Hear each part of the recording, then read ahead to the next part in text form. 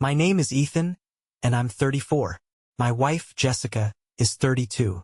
We've been married for 8 years, and until recently, I thought we had a good life together. We met in college. She was that effortlessly beautiful girl who could talk her way out of anything, and I was the guy who thought I was lucky she even noticed me. Jessica has always had this magnetic personality. People gravitate toward her, and she knows it. She used to joke that she could sell a lie better than most people tell the truth. I should have seen that as a warning sign. But back then, I was too blinded by love. Over the years, little things started to nag at me. She was secretive about her phone, always flipping it over when I walked into the room. She worked late more often than made sense. And sometimes, she'd come home smelling like a cologne that wasn't mine. But whenever I asked, she had a perfectly reasonable explanation. And she always said it with a smile, like I was being ridiculous for even questioning her.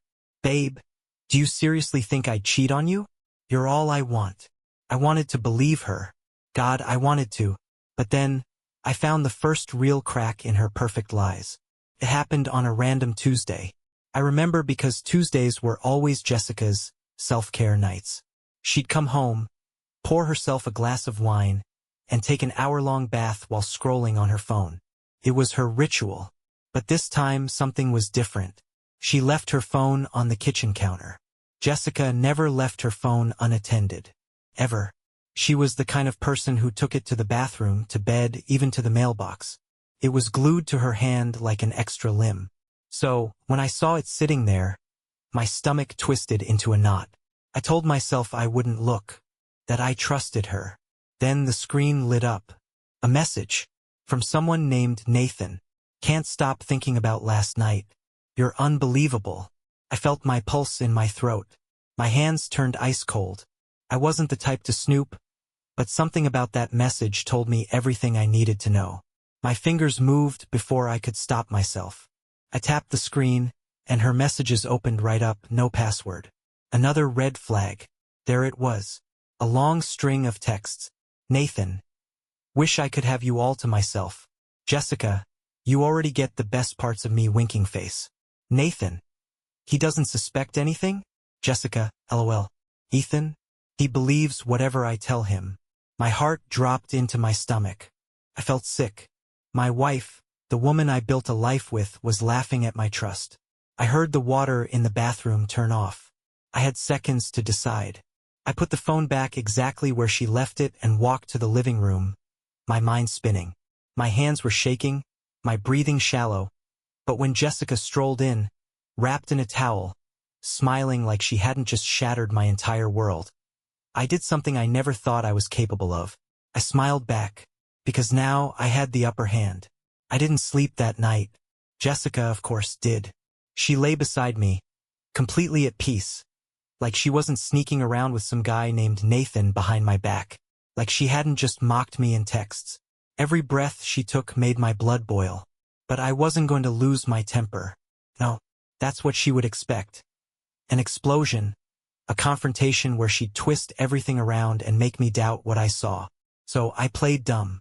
The next morning, I woke up before her and made breakfast. Scrambled eggs, bacon, fresh orange juice, her favorite.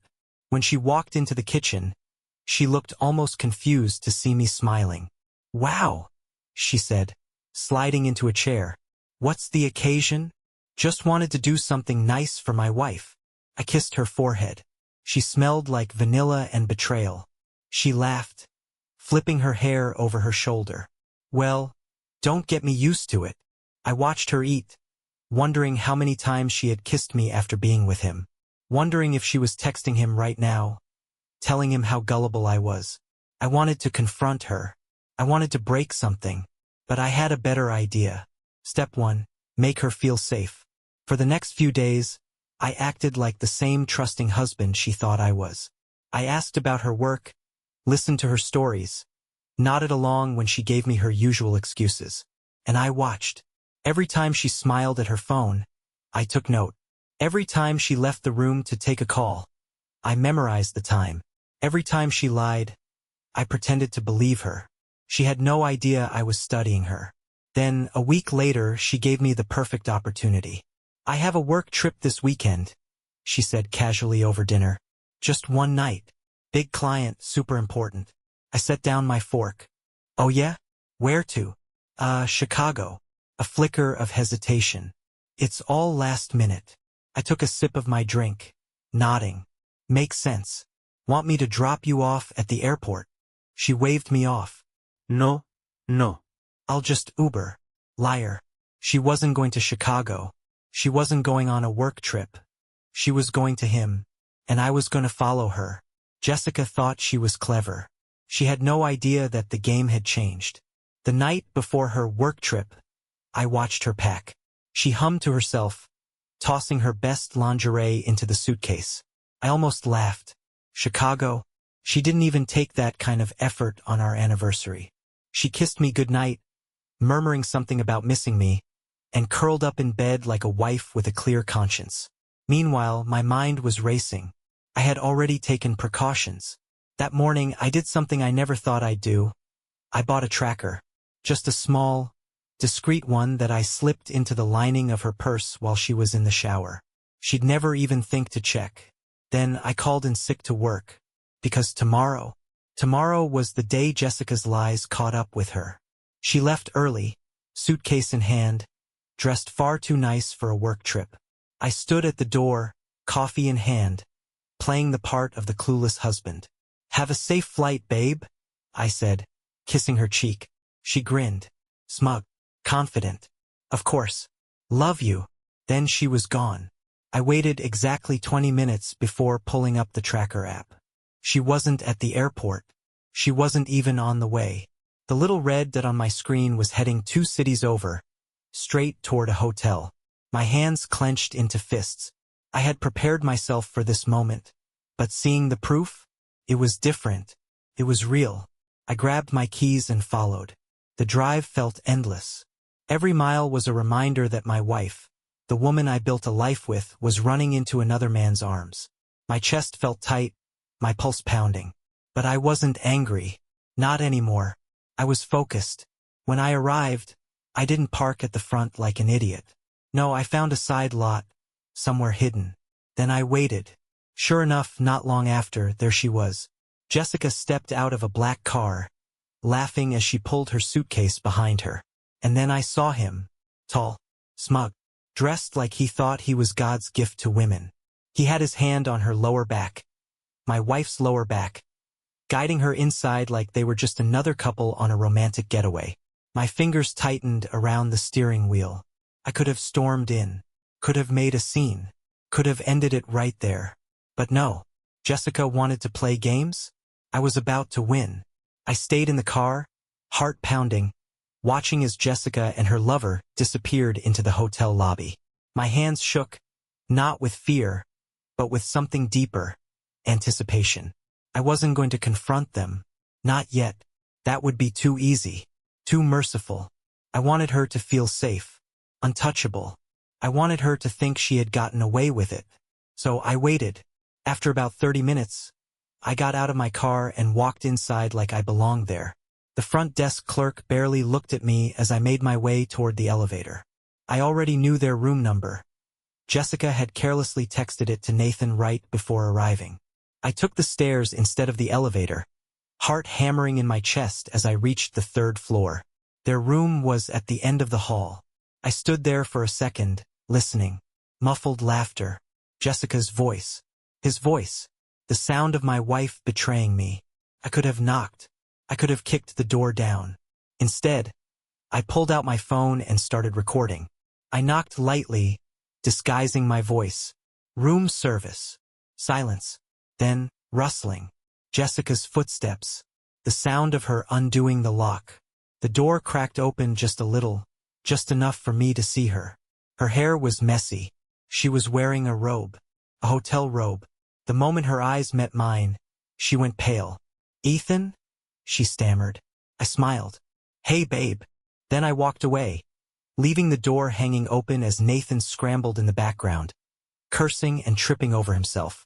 Let her deal with it, because I wasn't finished yet. Not by a long shot. I didn't go home. Not yet. I wanted Jessica to stew in it, to feel the slow, creeping dread of knowing that her perfect little lie had collapsed. Instead, I drove to the one place she never expected me to go, her parents' house. Her mom, Linda, answered the door, her usual warm smile fading when she saw my face. "Ethan? Sweetheart, what's wrong?" I took a deep breath, forcing my expression to stay calm. "Linda, I need to talk to you and Dan." Minutes later, I was sitting in their living room, Jessica's father watching me over his glasses, concern written all over his face. "Ethan, son, what's going on?" I looked them both in the eye and said, "Jessica is cheating on me." Linda gasped. Dan's expression darkened. Then I did something cruel, something calculated. I pulled out my phone and hit play on the recording from outside that hotel door. Jessica's voice, Nathan's voice, the sound of their laughter. Her mother covered her mouth in horror. Her father's face turned a shade of red I'd never seen before. "Perfect. I thought you both deserved to know the truth," I said, my voice measured. "Because in a few hours, I guarantee Jessica will be spinning a different version." Linda looked devastated. "Ethan, I don't even know what to say." "Say nothing," I told her, standing up. "Just wait. She'll be here soon." Because Jessica always ran to Mommy and Daddy when things went wrong. I was counting on it, and I had one more stop to make before she got here. Step 2, burn her world down. On my way out, I made a very important call to Jessica's boss. She had always bragged about how untouchable she was at work, how her charm could get her out of anything. But there was one thing her company didn't tolerate: office affairs. Especially when one of the people involved was married. "Hi, this is Ethan Walker. I need to report inappropriate workplace behavior involving Jessica Walker and Nathan Carter." The HR rep hesitated. I'm sorry. Can you repeat that?" "Oh, I have proof," I said smoothly. "Messages, hotel stays. I'd be happy to forward everything to you." By the time I hung up, my hands were steady. I could already see it unfolding. Jessica would come home to find her parents ashamed of her. She'd check her phone and see a termination notice from work. And then, she'd finally come to me, desperate to explain exactly what I wanted. Because this wasn't just about revenge. This was about control. And she had no idea just how much she was about to lose. I didn't have to wait long. About 2 hours after I left her parents' house, my phone rang. "Jessica." I let it go to voicemail. Then it rang again, and again. By the 4th call, I picked up, putting on the best performance of my life. I answered with a calm, "Hey, Jess." She was sobbing. "Ethan, please talk to me. I swear, it's not what it looks like. I can explain." I almost laughed. Explain? She had been caught half-naked in a hotel room with another man. What exactly was the part one misunderstood? I leaned back in my chair, feigning confusion. "I don't know, Jess. It looked like you were having a great time with Nathan." More sobbing. "It was a mistake. I wasn't thinking. I was drunk and..." "Drunk?" I cut in, my voice sharp. "So you accidentally texted him, accidentally booked a hotel, accidentally packed lingerie? You must have been wasted for weeks, then." She stammered. She knew she was losing. "I swear, Ethan, I was going to stop. I love you, I sighed dramatically. "You know, that's funny. Nathan asked if I suspected anything in those texts you sent. And you said, 'Ethan?' He believes whatever I tell him." Silence. For the first time, she realized. I knew everything. I let that sink in before delivering the next blow. "Oh, and by the way, I spoke to your parents." A sharp inhale. "You what?" "Told them everything. They're devastated, Jess. I hope you're ready for that conversation." "No," she whispered. "Oh, and your job?" I continued, my voice light, almost mocking. "Yeah, they know too. Expect a call from HR soon." A strangled noise came from the other end of the line. Panic. "Good. Ethan, please don't do this," she begged. "We can fix this. I'll do anything. I'll go to therapy. I shook my head, even though she couldn't see me. "Oh, Jess, I don't want to fix this." I let the words settle. let her realize fully that she had lost. Then, in the calmest voice I could manage, I said, I just wanted you to know what it feels like to lose everything. And with that, I hung up. She called back instantly. I didn't answer. Instead, I turned my phone off, sat back, and enjoyed the silence. Because for the first time in years, I felt free. The next morning, I woke up to absolute chaos. Jessica had left 27 missed calls and dozens of messages overnight. Some were pleading, some were furious, and some were just pathetic. Ethan, please, I love you. Just talk to me. You're ruining my life. Why are you doing this? I made a mistake. Are you really going to destroy our marriage over one slip-up? You're not answering? Oh, I see. You just want to hurt me. You're just as bad as you think I am. And my personal favorite. You had no right to tell my parents or my job. This was between us. Oh, poor Jessica. She wasn't sorry for cheating. She was just sorry she got caught. I didn't reply. Instead, I got ready for the next phase of my plan. Step 3. Take back everything. That afternoon, I met with a divorce lawyer. He was an older guy, no nonsense, the type who had seen it all. I laid everything out for him, the cheating, the texts, the hotel meetup, the recorded call. He listened without interrupting, nodding occasionally. When I finished, he leaned back in his chair, smirking. She's screwed. Music to my ears. Jessica and I had a prenup, something she had agreed to back when we got married because, according to her, she was marrying for love, not money. Turns out, that little document was about to save me thousands. She cheated, my lawyer said, flipping through my evidence. That's marital misconduct. With this much proof, she gets nothing. No alimony. No house. No half of my retirement fund. Nothing. I left that office lighter than air. Step 4. The final goodbye. That night, Jessica showed up at our house. I saw her through the window first, a wreck. Hair messy, makeup smudged, eyes red from crying. She stood on the porch for a moment, took a deep breath, and knocked. I could have ignored her, could have let her stand out there all night. But no, I wanted to see her break. I opened the door, leaning against the frame. What do you want, Jess? Her lip trembled. Can we just talk? I sighed, stepping aside. 5 minutes. She walked in, looking around like she was already mourning the life she had thrown away. She wrung her hands together. Ethan, I know I messed up. But, stop. My voice was sharp. Don't waste my time lying again. Tears welled up in her eyes. I never wanted to hurt you. I was just, I don't know, bored? I wanted to feel wanted. And Nathan was just a distraction. You're my home. I stared at her, letting her ramble, watching her scramble for an excuse that would fix everything she destroyed. When she finally finished, I exhaled slowly. Jessica, I said, voice calm, I don't hate you, but I do pity you. She blinked, startled. What? You lied. You laughed at my trust. And now, you've lost everything. Your job, your parents' respect, our marriage. I shrugged. I didn't have to lift a finger. You did this to yourself. Her face crumpled. Ethan, please. She reached for my hand, but I stepped back. I shook my head.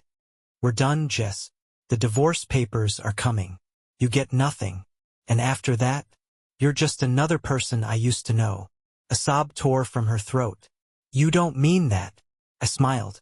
Oh, Ido. Then I stepped aside and held the door open. Jessica hesitated, eyes searching mine, desperate for some sign of hope. She found none. Slowly, she walked past me, stepping outside into the cold night air. She turned back one last time, as if expecting me to call her back. I didn't. I shut the door in her face. And just like that, Jessica was gone. The moment I shut that door, something inside me clicked. For months, maybe years, I had been living in the shadow of Jessica's lies. I had ignored the red flags, convinced myself that she loved me the way I loved her. But now I was free. I sat down on the couch, exhaled, and took a long sip of whiskey. And then, I smiled. Not out of relief, not out of sadness, But because I wasn't done yet. Jessica had lost her job. She had lost her family's respect. She had lost me, but she still had one thing left, Nathan. And I wasn't about to let her keep even that. Step 5. Wreck her safety net. See, Jessica thought she could run to him now, that they could be together without sneaking around. Too bad Nathan had no idea what was coming. I pulled out my phone and did a little digging. Wasn't hard. Jessica had saved his Instagram under some dumb fake name. But the guy wasn't exactly discreet. A few searches later, I found his girlfriend's profile. Yep, Nathan was just as dirty as Jessica. I scrolled through their pictures, a happy couple dating for 2 years. His girlfriend, Emily, had just posted a sweet anniversary post 2 weeks ago. Oh, this was perfect. I took screenshots of everything. Jessica's texts, the hotel receipt, their little, "I can't wait for next time" messages. Then, I crafted a nice, polite message to Emily. Hey, Emily. I don't know you and I hate to be the one to do this, but I think you deserve to know the truth. Your boyfriend, Nathan, has been sleeping with my wife. I have proof. Let me know if you want to see it. And then I hit send. The dominoes fall. I didn't have to wait long.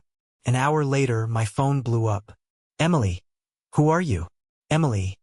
This can't be real. Emily. Please send me everything. I sent it all. Every receipt. Every disgusting text. I even sent the recording of Jessica's voice outside that hotel room.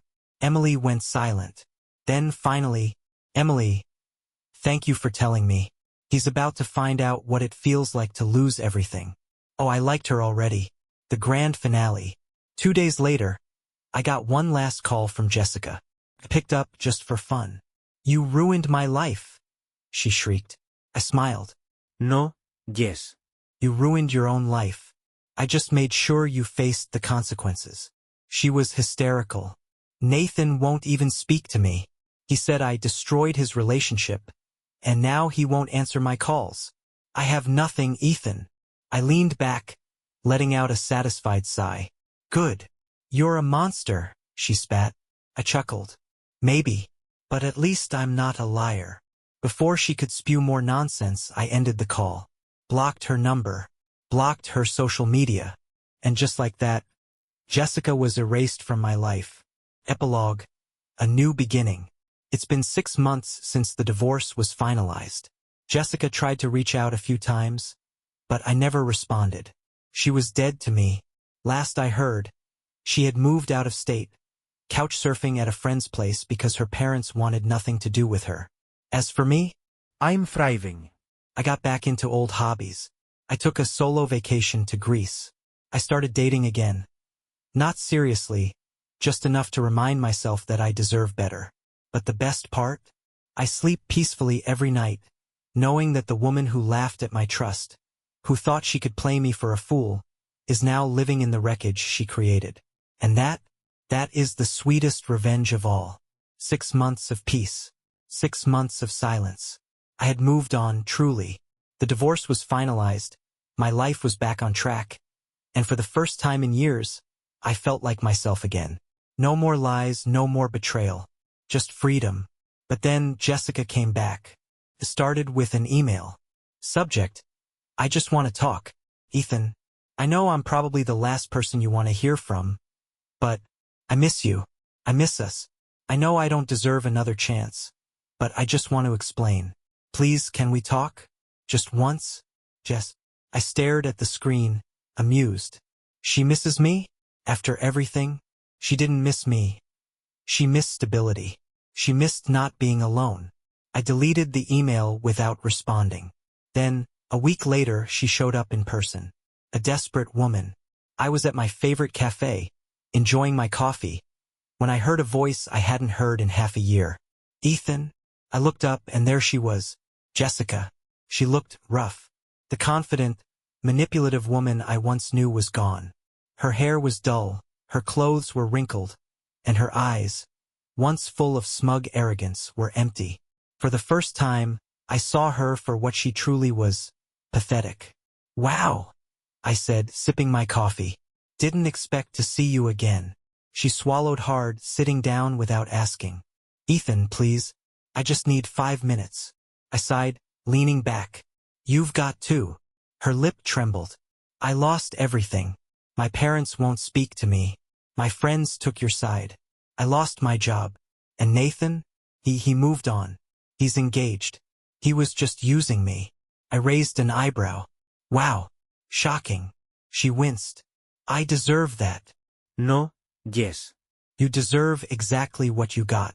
Actions have consequences. You thought you could cheat, lie, and laugh behind my back. I leaned forward, voice ice cold. Now you get to live with it. Tears welled in her eyes. I just want another chance. We were so good together, Ethan. Maybe we could try again. I burst out laughing. Jessica, I said, shaking my head. You don't love me. You missed the security I gave you.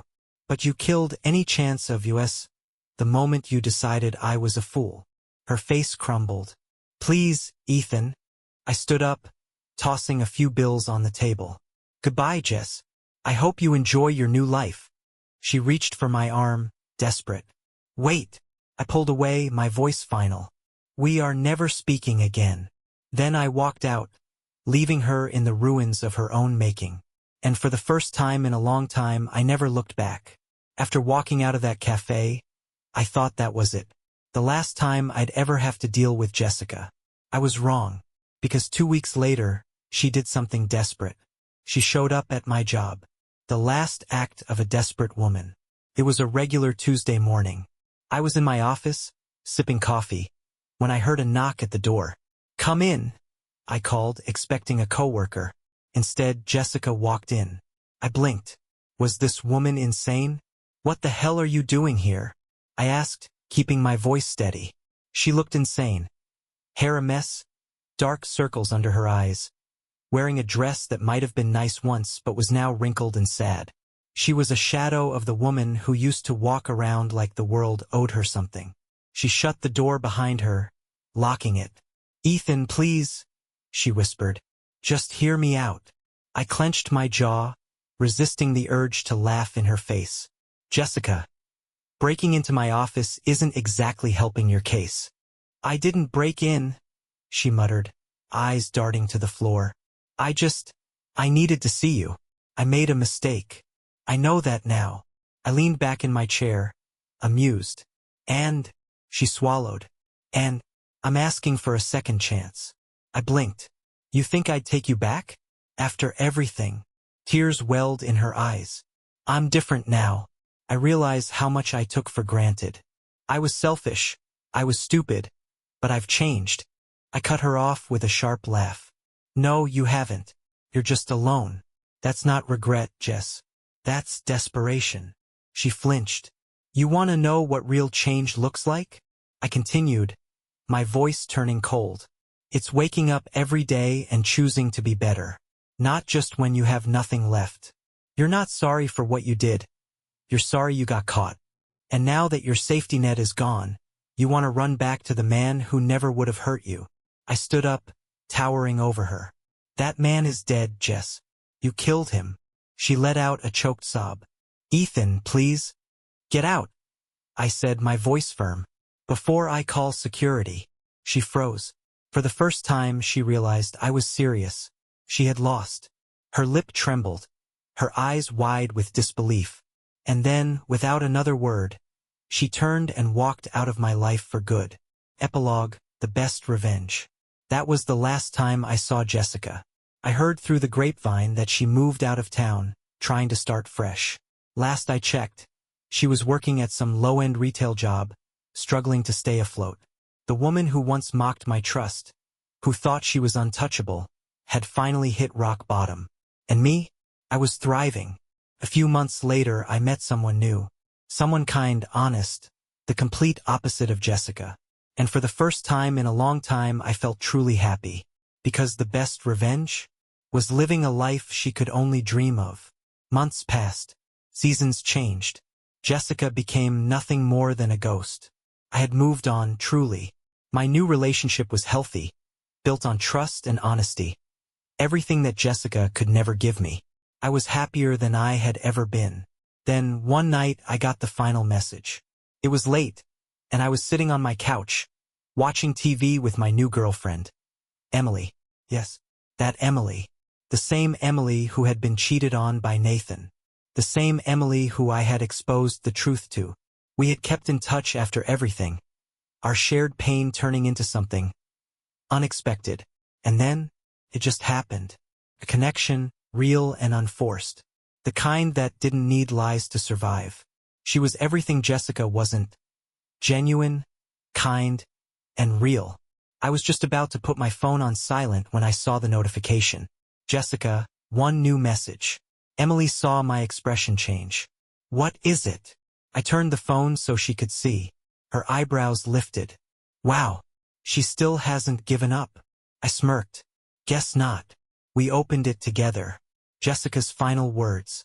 Ethan, I don't even know why I'm writing this. I had a dream about you last night. And when I woke up, I realized something.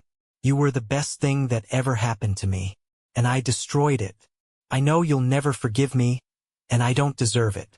But I just needed you to know that I'm sorry. Not because I lost everything, but because I lost you. I hope you're happy. Truly. I read it twice, then 3 times. And I felt nothing. No anger. No sadness. Not even satisfaction. Because for the first time in my life, Jessica no longer mattered. Emily looked at me, waiting. Are you going to reply? I smiled, shaking my head. No, I said simply. Then, without another thought, I deleted the message and pulled Emily closer. Because my story with Jessica was over. For good. Jessica's message was officially gone. No response. No closure for her. Nothing. And that was the moment I knew I had won. 6 months later, life had never been better. Emily and I were thriving, effortless, happy, honest. There were no secrets, no paranoia, no mind games. Just 2 people who had been broken before but found something real in each other. One night, we were sitting on my balcony, sipping wine, when she nudged me with her elbow. Be honest, she said, smirking. Do you ever think about her anymore? I tilted my head, pretending to think. Who? She rolled her eyes, laughing. Jessica. I grinned, and told her the absolute truth. No. Not even a little. Jessica was nothing more than a lesson now. A reminder of what I would never tolerate again. And as I looked at Emily, at the life I had rebuilt, I realized something. Jessica thought she had broken me. But in the end, she was just the reason I found something better. And that was the perfect revenge. Thank you for staying with me. This crazy journey is finally over and I'm ready for what's next. Subscribe to the channel so you don't miss any more interesting stories. And leave a comment with what you would do in this situation. See you in the next videos.